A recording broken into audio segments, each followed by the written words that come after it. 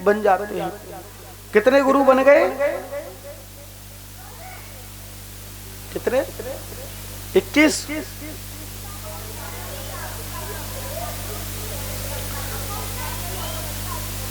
22वां गुरु मैंने हाथी को बनाया।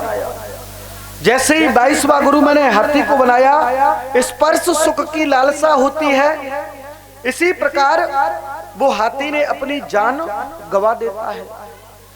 एक राजा था और राजा ने अपने रास्ते में एक बहुत बड़ा गड्ढा खुदवा दिया और उधर से वो हाथी आ रहा था और हाथी को पता नहीं चला और वो उस गड्ढे में जाकर के गिर गया। हाथी की मृत्यु हो गई। ऐसे ही संत को हमेशा देखभाल करके चलना चाहिए। 23वां गुरु लोहार को बनाया और लोहार को गुरु बना करके एक सुंदर सी शिक्षा प्राप्त की। जैसे ही लोहार को गुरु बनाया तो लोहार जो है अपने काम से मतलब रखता है। लोहार देखा है कि नहीं देखा है? लोहार जो है अपने काम से मतलब रखता है। अगर वो लोहा पीटने में लगा है तो चाहे सामने से बारात निकल करके जा रही है पर लेकिन वो नहीं देखेगा। ऐसे ही संत को कभी भी किसी को नहीं देखना चाहिए। कितने गुरु बन गए? कितने गुरु बन गए? 22, 23। कोई कह रहा हो 22, कोई कह रहा हो 23। अच्छी बात है। 24वां गुरु किसको बनाया? अपने शरीर को।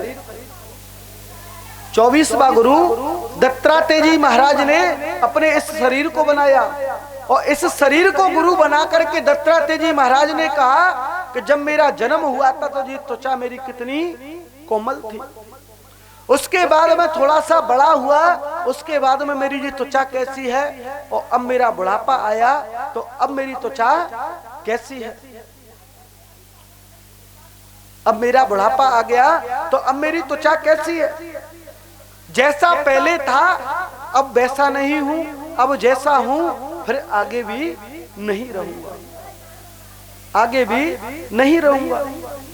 दत्तात्रेय जी महाराज ने यदु जी महाराज के चरणों में बारंबार प्रणाम किया कि प्रभु मैंने अंतिम गुरु अपने शरीर को बनाया है, क्योंकि ये शरीर मिट्टी का शरीर है। एक न एक दिन इस शरीर को जाना है। मैंने बताया था न तो आत्मा जन्म लेती है न आत्मा कभी मृत्यु होती है। केवल ये शरीर है, ये शरीर चला जाता है और आत्मा जब तक वो व्यक्ति मरता है उसके 13 दिन तक उसके घर में आत्मा रहती है। उसके बाद में 13 दिन के बाद वो आत्मा भगवान के धाम को चली जाती है। 13 दिन तक उसको ये तक नहीं पूछा जाएगा कि तूने क्या क्या कर्म किए थे। 13 दिन तक नहीं पूछते हैं। 13 दिन तक तो भगवान के दरी खाने में रही सी होती है। जैसे ही 14वां दिन आता है ना, फिर उसके पाप कर्मों को बही खातों को खोला जाता है कि इसने कैसा कर्म किया है, इसको इसी दंड का, इसी पाप का दंड दिया जाएगा, इसी पाप का दंड दिया जाएगा।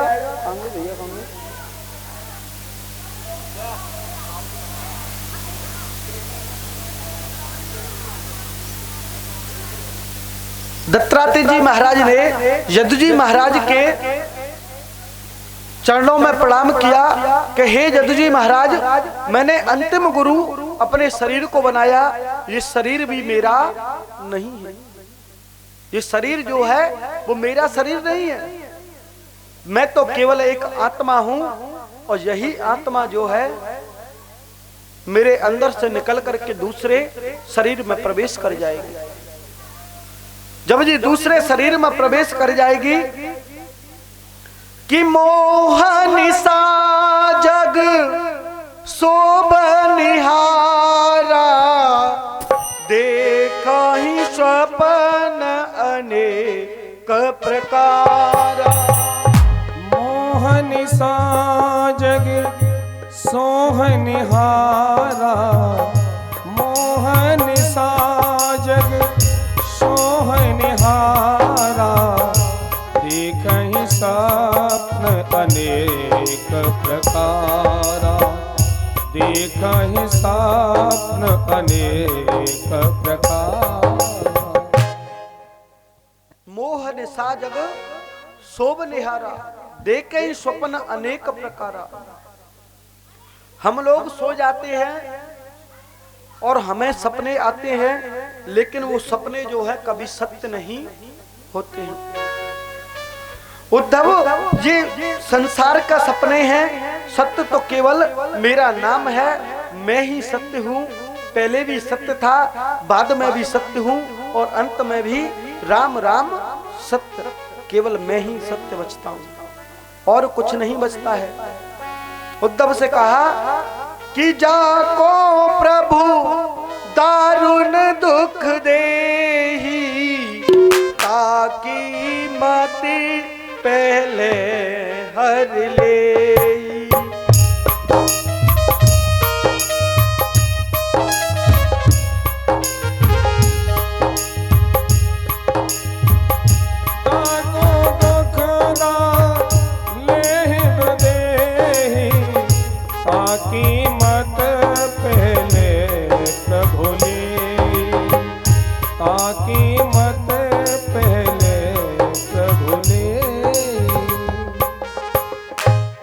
जाको प्रभु दुख दारन देही, ताकि मत पहले ही हर ले।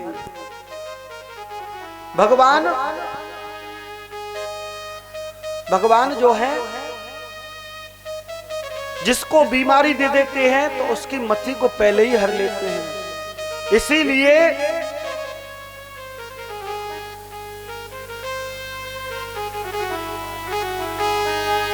इसीलिए जिसकी मति को सबसे पहले ही हर लेते हैं, उसको सबसे पहले बीमारी पकड़ा देते हैं।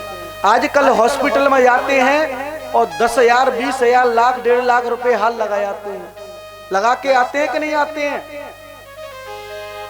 लगा के आते हैं। और कभी कोई धर्म का कार्य चल रहा हो, उसमें कह दो भैया या मैं 5100 रुपए का दान दे दो, 5100 रुपए का दान दे दो। अरे महाराज बहुत गरीबी चल रही है भैया, अगली बार आओगे तो 10,000 दे देंगे। अगली बार आओगे तो महाराज 10,000 दे देंगे, है ना? क्यों भैया? अब की बार को तो ना कछु है रो, तो अगली बार का होगा, है ना? जिसको परमात्मा बीमारी देता है उसकी बुद्धि को सबसे पहले ही हर लेता है। हॉस्पिटल में देंगे पर, लेकिन भागवत में तो चमड़ी चली जाए लेकिन दमड़ी न जाए, चाहे कुछ भी हो जाए।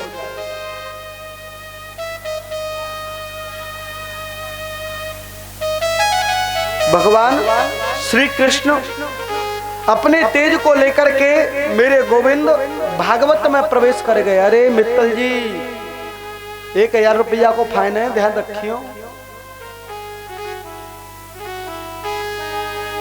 भगवान श्री कृष्ण अपने तेज को लेकर के मेरे गोविंद कहां चले गए? कहां चले गए? इस भागवत जी में प्रवेश कर गए। ये किताब नहीं है, साक्षात गोविंद है। ये साक्षात गोविंद है। इसी भागवत जी में प्रवेश कर गए मेरे गोविंद, और जैसे ही उन्होंने प्रवेश किया, उनका धाम ही यही है। और उनका जो प्रेमी भक्तजन है वो उन्हें वृंदावन में प्रीतम जी के नाम से उनको पुकारा करता है। उनका जो भक्त है वो वृंदावन में प्रीतम जी के नाम से उनके दर्शन करने के लिए चला जाता है। लेकिन गोविंद तो मेरे इसी भागवत जी में समा गए थे कि कलयुग केवल नाम आधारा, सुमेरे नर उतरहु पारा। कलयुग केवल नाम आधारा, कलयुग केवल नाम आधारा, सुमेरे नर उतरहि पारा। जे सो मेरे नर योत